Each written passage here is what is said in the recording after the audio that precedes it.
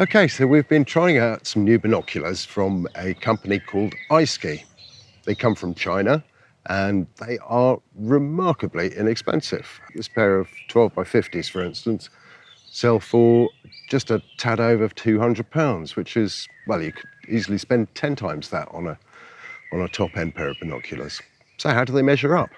Well, they're not over heavy. These are the Eyeskey 12 by 50 Captor ED. They weigh 870 grams, which is just a bit under £2 in old money, a bag of sugar.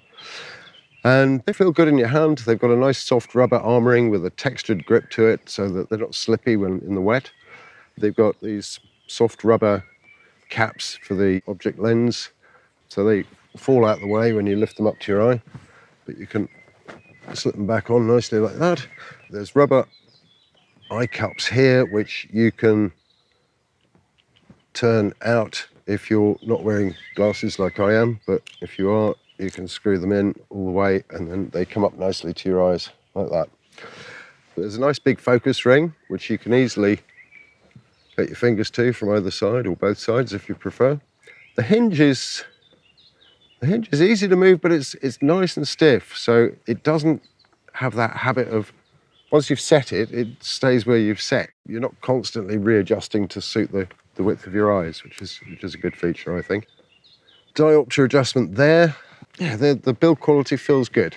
Nice and strong. I think they would take a bit of a beating in the field.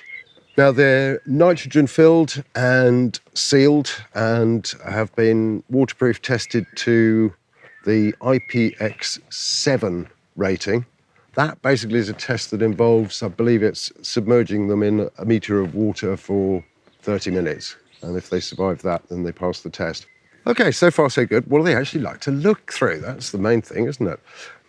And yeah, considering the price, the picture through these is actually lovely. It's very crisp and sharp, but not to the extent that it's wearing to look at.